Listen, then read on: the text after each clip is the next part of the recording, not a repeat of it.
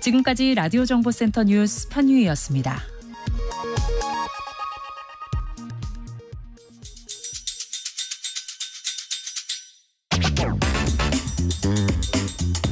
오늘 하루 가장 뜨거운 뉴스들만 골랐습니다. 뉴스레터 K 여야 정치 토크 원영섭 국민의힘 미디어 법률단장, 조기현 민주당 법률위원회 부위원장 모셨습니다. 안녕하십니까? 안녕하세요. 네, 반갑습니다. 반갑습니다. 예. 오늘도 여야 총선 준비 상황 먼저 좀 짚어볼게요. 국민의힘은 이틀째 공천 면접을 진행 중이고요. 네. 오늘 1차 단수 공천을 발표했지요. 서울, 광주, 제주 총선 공천 신청자 중에서 예를 들면 권영세, 배현진, 조은희 이런 분들, 또 나경원, 또 박정훈 전 앵커까지 25명 단수 공천하기로 의결을 했고요. 일단 오늘 주목해 보신 지역구 또 인물 있으신지 두 분 의견 듣고 이어가겠습니다. 원단장님. 저는 박원식 의사분이시죠. 그분 광주 동나물에 공천 받으신 분. 네네. 예, 그분을 사실 상당히 주목을 했어요. 왜 그러냐면 저는 이분이 호남 분이시고 또 각종 이제 매체에서 그런 호남과 관련한 그런 본인의 소신을 정견을 이야기하셔서 비례로 가지 않을까 싶었어요. 비례로 가지 않을까. 예, 게다가 또 월요인이잖아요. 의사잖아요. 그러니까 전체 비례 중에 월요인에서 한 명 정도 쿼터가 있거든요. 그러니까 그런 이제 비대위와 관련 비례와 관련해서 그런 적합한 인물이 아닐까라는 생각을 한번 해본 적이 있어요. 그래서 저는 그분이 이제 광주에 출마하신다 그래도 마지막에는 좀 틀어서 비례로 가지 않을까 이런 생각을 했는데 진짜 광주 동나물에 가신 거예요. 이거 굉장히 큰 결단이고 상징적인 결단이기도 하고요. 근데 이분이 지금 말씀하시는 게 자기가 이거 한번 출마하고 안 될 요량으로 하는 거 아니다. 2번, 3번 하겠다. 그 정도 이야기를 하시더라고요. 그러니까 그런 진정성이나 이런 거는 글쎄요. 제가 정치인의 중요한 덕목 중에 하나가 진정성이라고 보여지는데 이분이 가지고 있는 진정성은 그 기존의 기성 정치인을 능가하는 그런 부분이라고 저는 생각이 들어서 굉장히 주목을 했습니다. 네, 우리 조기현 부위원장님은 이분이 됐네 이런 분이 혹시 계셨어요? 아니요, 되실 분들 미룰 이유가 없는 지역 단수 공천 다 됐다고 보고요. 이분이 됐네보다 이분이 안 됐네가 눈에 띈 분이 있어요. 어느 분이요? 송파의협 석동현. 석동현 이 변호사께서는 윤 대통령과의 어떤 관계 이런 얘기도 많았죠. 검사 출신이고 소위 용산의 윤심이 실리지 않겠냐 하는 여러 후보들 중에 한 분 아니겠어요? 그러니까 근데 경선 기회도 안 줬단 말입니다. 그러니까 뭘 의미할까요? 대통령실이 직접 공천에 개입한다거나 이게 표면적으로 그렇게 하지는 않지만 누가 봐도 상식적으로 대통령실에서 이번 총선에 특정한 영향을 행사할 것이라는 건 다 일반적으로 어느 정도 좀 예상을 하는데 진짜 용산 출신과 용산 출신이긴 하지만 대통령의 마음을 얻지 못하고 그냥 나온 후보들과는 분명히 구별되는 것 같다. 그래서 특히 이제 수도권 같은 경우에는 전략 지역에서는 그런 고려가 있을 것이고 그래서 대통령실 윤심이 어떻게 작동하냐는 결국 영남 공천을 봐야 될 것 같다. 이런 생각이 들었어요. 그러면 오늘 단수 공천된 거에 좀 반대로 여쭤볼게요. 이번 단수 공천에서 제외된 지역구 중에서 눈에 띄는 곳들인지 궁금합니다. 예를 들면 박진 전 장관 또 이원모 전 비서관 이런 분들도 공천을 지금 신청하는 상황인데 또 강남을 지역구는 보류가 됐고요. 여러 가지 공천에서 단수 공천 제외된 지역구 원단장님 어떤 평가를 하시겠습니까? 지금 서울에 49개 당협인데 19개가 단수 공천됐어요. 그럼 아직 30개가 남아있거든요. 그렇죠. 30개가 남아있는데 그중에 이제 강남 가불병은 다 지금 보류가 돼 있고 그리고 영등포을 같은 경우에도 보류가 돼 있고 그리고 여러 군데 보류가 돼 있어요. 근데 강남 가불병 같은 경우에는 굉장히 좀 전략적으로 말 그대로 전략적인 공천을 하는 겁니다. 그 전략적인 공천이라는 게 될 사람 되고 하는 그런 차원의 문제가 아니라 우리 보수당이 생각하는 인재라는 건 어떤 의미를 가지고 있느냐, 그리고 소수자 보호라는 건 어떤 방향으로 접근할 수 있느냐, 그리고 장기적으로 볼 때 어떤 사람을 이 강남이라는 그런 대표성이 굉장히 높은 지역에 공천을 해서 이 사람의 이름이 알려져야 되느냐 이런 것들을 전부 다 생각을 해야 되거든요. 그런데 강남 주민들이 생각하는 그 후보자들에 대한 기준이 또 나름 있어요. 나름 이렇게 여러 가지를 갖춰야 된다고 생각하시는 분들이 있고 그래서 단순히 그냥 뭐 공천 당선되기 쉬워서 적절한 사람을 또 공천을 한다 그러면 그런 전략적인 유용성을 획득하기가 또 어렵습니다. 그래서 이게 좋은 지역이라서 더 고민되는, 그래서 누가 하는 게 제일 좋으냐 이런 거에 대한 고민이 있을 수밖에 없는 거예요. 네. 특히나 이제 강남이라는 지역은 연고성을 굳이 또 따질 필요가 없기 때문에 전국의 어떤 지역에 사시는 연고를 가지고 있는 사람도 강남 가불병에는 그 공천 받을 수 있는 거거든요. 네네. 그러니까 대한민국 전 지역이 그 연고지다, 전국구다 그런 의미가 있어서 그런 대표성과 관련한 전략적인 접근 그 부분에 있어가지고 굉장히 고민이 클 거라고 생각이 듭니다. 조기현 부장님, 지금 여기 종로 지역도 경선 치를 것 같은데 지금 현역에 최재형 의원이 계신데 출사표도 내셨고, 근데 지금 계속 얘기 나온 분이 있습니다. 이뇨환 전 혁신위원장 국민의힘에 얘기가 나오는데 뭐 종로 배치 고려한다 했다가 또 그런 의사 없는 걸로 알고 있다는 또 의견도 나왔다고 하던데, 이 종로 지역 그리고 이뇨환이라는 인물에 대해서 차출론이 계속 나오는 이유는 뭔지, 또 총선에 나오실까 안 나오실까도 궁금해요. 어떻게 예상하세요? 글쎄요. 일단 선거는 네. 집에서 아내분이 반대하면 어렵습니다. 지금 뭐 이뇨환 위원장님께서도 그 반대가 심하시다는 게 어쨌든 이유라고 하시더라고요. 네. 그게 본질적 이유일 수도 있죠. 굉장히 중요한 부분은 맞습니다. 그 외에도 이제 당초에는 원래 서대문 고려하셨잖아요. 그 연고도 그쪽도 있고, 만약에 출마 의사가 처음에 혁신위원장 하시면서 없었던 것도 아닌 것 같아요. 근데 그 이후에 여러 가지 상황 변화가 있었잖아요.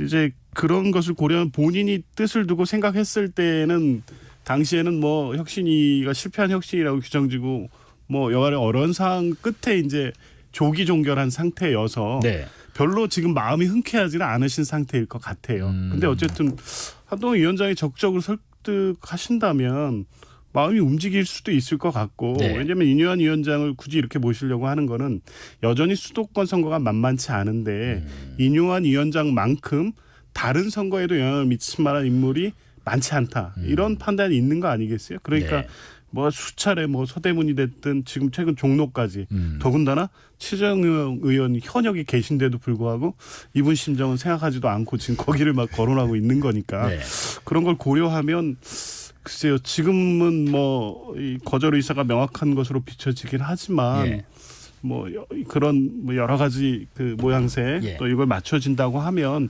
최종적으로 마음이 움직이실 수도 있지 않을까 하는 생각도 드네요. 한동훈 위원장께서 가족분을 잘 설득해야 될 것 같기도 합니다.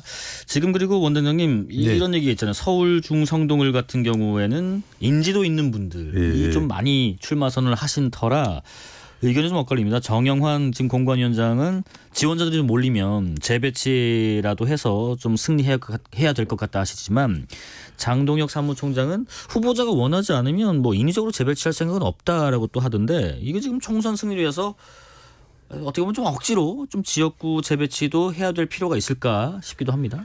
원래 서울이라는 지역의 특성상 연고성을 크게 따지지 않아요. 그러니까 어떤 후보를 이제 중성동을에 이제 공천 신청을 해도 다른 지역에 보냈다 그래가지고 뭐 그게 굉장히 크게 어떤 당선 가능성에 누락이 생기고 그러진 않거든요. 근데 마지막까지 재배치 시도는 할 것 같아요. 그동안 이제 뭐 그 재배치를 시도하다가 안 되면 경선밖에 방법이 없는데, 경선 같은 경우에는 경선 후유증을 생각하지 않을 수는 없어요. 게다가 이제 또 서울에는 지역구가 많고 거기에 대해서 적확한 인재를 추천하는 거는 당연히 뭐 공관위가 해야 될 그 고유의 사명이기 때문에 마지막까지 재배치 시도를 하긴 할 것 같고, 그럼에도 불구하고 뭐 결단코 뭐 후보자들이 원하지 않는다 그러면 그런데 인위적으로 재배치할 수 없는 그런 입장도 맞죠. 근데 최종적인 원하지 않음이라는 거는 조금 시점이 더 걸릴 것 같습니다. 그게 결정될 때까지. 하여튼 뭐 말씀하신 건 경선 후유증도 당 입장에서 생각을 해보지 않을 수 없을 것 같고요. 민주당 상황도 살펴보겠습니다. 이재명 대표께서요, 오늘 SNS에다가요, 새 술은 새 부대, 우리는 미래로 가야 합니다라는 글을 올렸습니다. 조기현 위원장님, 지금 이 글 어떤 의미일지, 인적 쇄신을 강하게 하겠다 이런 얘기로 해석하면 될지 궁금합니다. 그렇죠. 어쨌든 최근에 어떤 공천 관련된 이 보도나 당에서 나오는 얘기들을 보면 오히려 국민의힘이 꽤 적극적으로 중진들의 험지 출마 요구를 하면 수용해서 이동하고 받아들여지고 이제 이런 것이 어쨌든 공천 경쟁에서는 국민의힘이 한 발 앞서가는 것처럼 이제 비춰진 게 사실이에요. 뭐 험지 출마도 마찬가지고 컷오프도 마찬가지고. 예, 그럼 물론 이제 그 실질의 내용을 보면 뭐 특히 친윤색채가 옅은 분들을 경쟁 지역으로 빼고 네. 결국엔 그 지역에 누가 들어가냐가 중요한 포인트긴 한데 어찌 됐든 이 조정을 하고 중진들이 수용하고 이런 모양새에 있어서는 그럼 민주당 공천은 뭐 지금 어떤 색깔로 어떤 인물로 하려고 하는 것이냐 이제 아직 보여진 게 없고 네. 이제 그런 측면에서 최근에 이재명 대표가 이제 일부 지금 적합도 조사 등 해서 한 분들에게 직접 통보한 내용들이 좀 나왔지 않습니까? 예.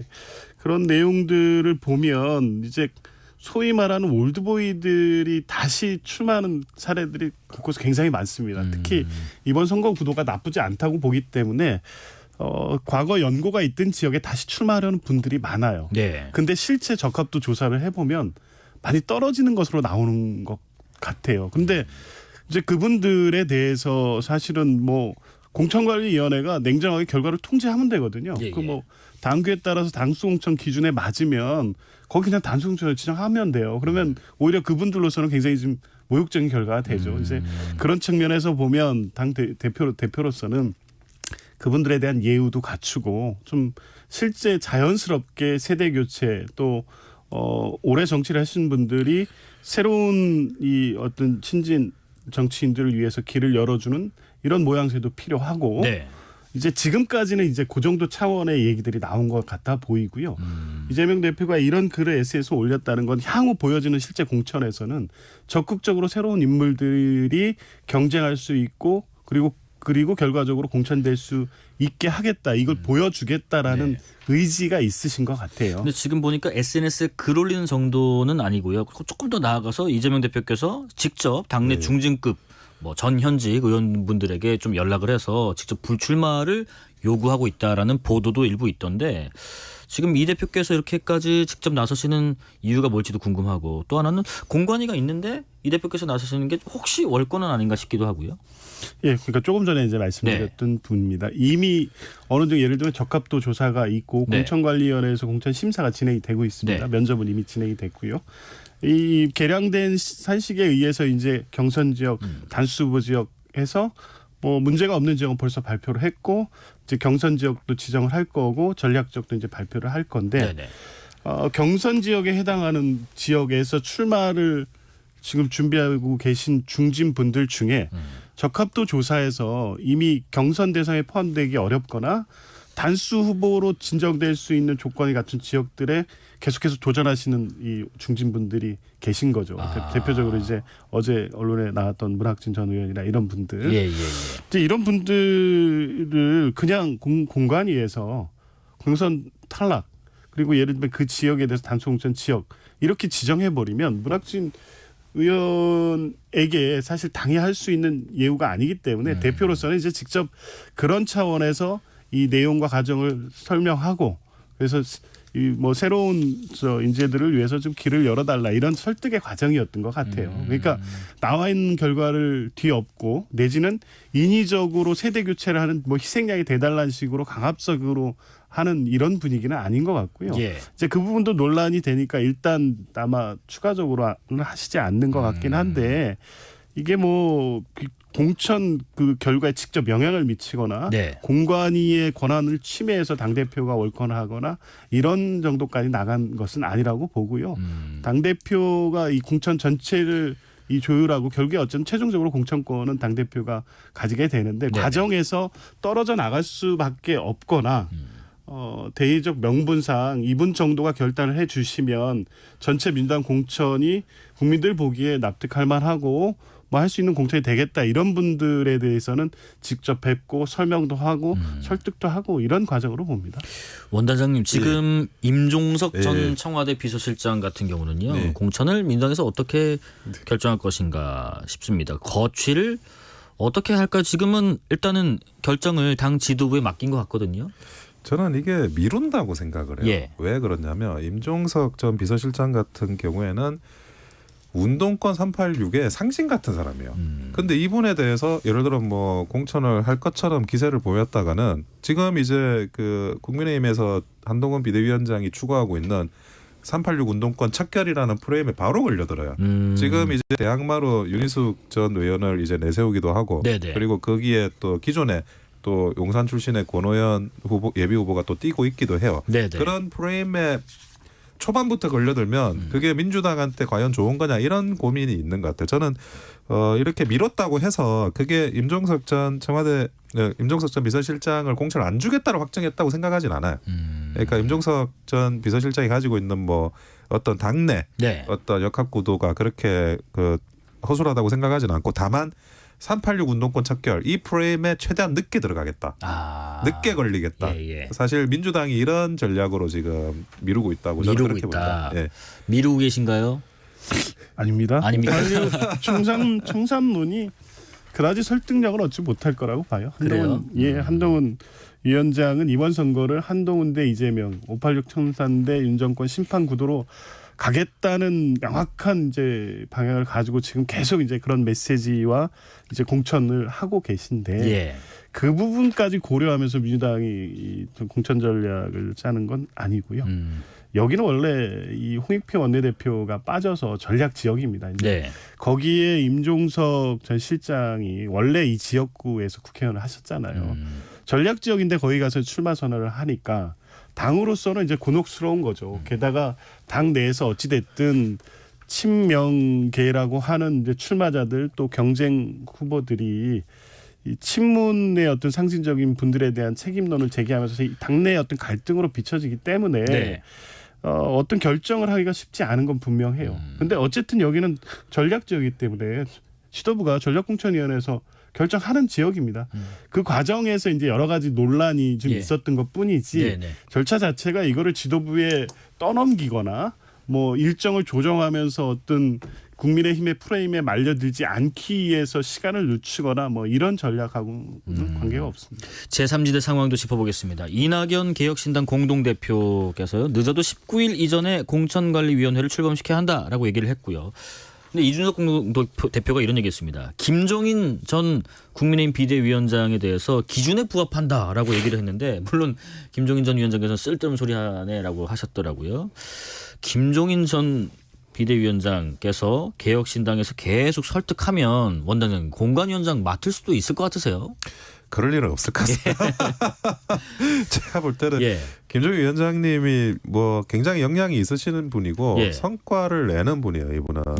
그동안 이제 오래된 정치 역정을 보더라도 이분이 맡으시면 분명하게 성과를 냈고 그래서 사실은 뭐 진보 보수 가리지 않고 양쪽에서 이제 콜을 받는 경우가 있었던 건데 근데 이분이 내는 성과라는 거는 기본적으로 그 환경은 최소한 마련이 될 때 그때 이제 참전해가지고 성과를 내시는 거세요. 예를 들어 동남풍을 만들어내시기도 하지만 동남풍이 불 때를 기다렸다가 그 동남풍에 타고 이렇게 가시는 것도 맞는 거거든요. 그게 서로 간에 상호 양면적인 부분이 있어요. 그런데 제3 지금 신당 이런 제3지대 신당이 동남풍이 올 때가 지금 있느냐. 아무리 그러면 동남풍이 올 것 같지 않으면 최소한이 그러면 아무리 부탁을 해도 저는 될 것 같지가 않고 그리고 결국 이제 지지율 추세인데 지지율이 지금 현재 뭐 높냐 낮냐 그게 아니라 이게 추세가 올라가야 되거든요. 근데 지금 뭐 추세가 올라간다라고 하는 뚜렷한 양상이 보이지가 않아요. 그렇게 되면 이 상태로는 김종인 위원장이 그 개혁신당으로 갈 일은 없을 것이다. 저는 그렇게 추측합니다. 예, 조기현 부장님. 지금 내일이면은 1분기 국고보조금이 지급되는 날이더라고요. 지금 보니까 현역 의원 5분을 넘겨야 6억 원 안팎의 보조금을 받을 수 있는데 개혁신당의 현역 의원은 현재까지는 4분이거든요. 근데 한 분만 더 영입을 하면 이 국고보조금 6억 원 안팎의 돈을 받을 수 있는데 지금 뭐 이런저런 얘기가 있습니다. 뭐 황보승희 의원을 영입하려 했다. 또 어떤 보도 보니까 그 민주당에서 나가신 양정숙 의원 무소속 의원께서 뭐 개혁신당에 가는 걸로 알려졌다. 이런 보도도 있던데 개혁신당에서 한 명 더 확보를 할 수 있을까 싶습니다. 저희 안 그래도 이게 계속 봤는데요. 조금 전에 속보가 떴는데요. 네. 개혁신당 합류 양정수. 아 그래요? 예. 그러면은 보조금 국가 보조금 받을 수 있겠네요. 어떻게든 될 거라고 봤습니다. 왜냐하면 이 한 명을 채우기 위해서 이제 거론됐던 의원들을 보면 사실 국민들 시각에서 보면 다소 부담스러운 인물들이에요. 양정수 의원이 뭐 최종 판결에서 아마 무죄 받긴 했었을 텐데 어쨌든 과거에 어떤 부동산 문제로 논란이 있어서 탈당하고 무소속으로 사실 임기 거의 내내 무소속 의원으로 활동을 했고 황보승 의원도 마찬가지 아닙니까? 국고 보조금 때문에 이런 분들을 영입해서 이제 5명을 채우는 모양새가 개혁 신당 이 당이 추구하는 거하고 맞지가 않잖아요. 그럼에도 불구하고 정치 현실은 무시할 수 없기 때문에 어떻게든 영입을 할 거라고 봤는데 역시 시한을 바로 앞두고 이런 속보가 떴습니다. 자 여기서 근원적으로 이런 질문들도 있고 지적들도 있습니다. 뭐냐면 이 제3지대 개혁신당의 전격 합당 선언 이후에 지금 특히 이준석 공동대표의 지지층에서 반발이 있는 것 같아요. 아니 류호정 의원의 어떤 그 이념하고 이게 맞느냐. 그리고 이낙연 공동대표와 함께하는 이 가치가 정체성은 대체 뭐냐 이런 지적도 일부 있는데 원장님 지금 이준석 대표가 보수의 가치와 정체성을 버리고 이합집산을 통해서 이렇게 나아간다는 비판에 대해서는 어떤 의견이세요? 이제는 이준석 대표가 보수의 가치와 정체성이 있었던 거냐 이런 걸 이제 의심하는 사람들이 보수 내에서 굉장히 많습니다. 그런데 보통은 이제 그 좌에서 우로 넘어오는 사람은 많이 있지만 우에서 좌로 가시는 분은 잘 없거든요. 이게 굉장히 특이한 케이스예요. 그러니까 보수가 보기에는 우에서 좌로 갔다고 생각을 하는 거예요. 그런데 여기에 대해서 사실은 보수 지지층에서는 적응이 안 된다는 게 오히려 정확한 표현일 것 같아요. 이거를 어떻게 전망을 하려고 그러면 그 전에 이제 비슷한 사례들이 많이 있고 그 비슷한 사례의 전개를 우리가 알면 전망이라도 할 수 있는데 우에서 좌로 가는 거를 별로 경험해보지 못했거든요. 보수 지지층에서는. 그러다 보니까 이게 도대체 뭐냐 어떤 상황이냐에 대해서 황당하다는 게 51%고 거기에 대해서 배신감이라는 건 오히려 더 작다고 생각을 합니다. 이 상황을 이준석 대표를 지지했던 많은 사람들이 어떻게 해석해야 되는지 난감해한다라고 저는 생각을 해요. 당황해하고. 그런데 이런 당황스러움과 난감함을 사과 이메일이나 이런 거 길게 써서 보냈는데 저도 그거 한번 봤어요. 그런데 그걸 보면 뭔가 납득이 될까 그렇게 보이진 않거든요. 원래 이렇게 어떤 내용이든 좀 짧게 써야지 임팩트가 내가 그게 맞지 하고 들어오는데 길게 쓰면 뒤에 거 읽다가 앞에 거 뭐였지 하고 다시 찾아봐야 돼요. 그러면 결국 잘 모르게 돼요. 그러니까 사과 이메일을 이렇게 길게 쓰는 것도 결국 이제 뭐 어떤 설명을 하기가 본인 스스로도 굉장히 힘들어서 그런 게 아닌가 그렇게 추측이 되고요. 그런데 잘 수습되지는 않을 것 같습니다. 조기현 부위원장님 어떻게 생각하세요? 저도 비슷한 생각이신가요? 생각입니다. 그러면 마지막 이 질문 여쭤볼게요. 지금 김종민 최고위원께서는 이준석, 이낙연 이 두 분의 출마 여부는 다음 달 초쯤에 결정되고 될 거다 얘기하던데 두 분은 출마를 할지 말지 나간다면 어디로 나가실지 예측을 한번 들어보겠습니다. 조기현 부위원장님. 이준석 대표의 경우에는 출마하겠다는 거를 분명히 하고 있어요. 원래 계속 그래왔고 다만 5개 지역을 놓고 대구 수도권을 포함해서 계속 고민을 하는데 전략적 고민을 하겠다. 일찍 판단할 이유가 없다는 걸 분명히 하고 있고요. 이낙연 대표는 좀 달랐죠. 출마하지 않겠다는 걸 분명히 하다가 근데 이제 개혁신당에 합류하고 공동대표가 됐기 때문에 당에서 요구받는 어떤 부분은 분명히 있을 겁니다. 그러면 결국에 호남 출마죠. 호남 출마. 그런데 이제 이낙연 대표로서는 고민되는 지점은 분명히 있을 겁니다. 호남은 본인 출신 지역이고 상징성이 있는 분이 아닙니까? 개혁신당에 이낙연 대표가 합류했음에도 불구하고 호남에서 개혁신당 지지율을 끌어올리지 못하면 이 통합의 의미 자체가 크게 없어지고 본인 출마도 불확실해지는 거예요. 지금 현재 상태로 봐도 출마해도 당선 가능성이 그렇게 높지 않은데 한 시간을 끌면서 전략적으로 봤을 때도 여전히 상황이 바뀌지 않는다고 하면 출마하지 않을 가능성이 더 높아질 수 있습니다. 시간이 다 됐네요. 원장님 짧게 부탁드릴게요. 이낙연 대표는 출마하지 않을 것 같아요. 출마가 큰 의미가 없고 예. 이준석 대표는 비례로 출마할 것 같습니다. 비례로. 반드시 예. 2번으로. 두 분이 어떤 점을 치는 게 맞았을지 앞으로 지켜보고요.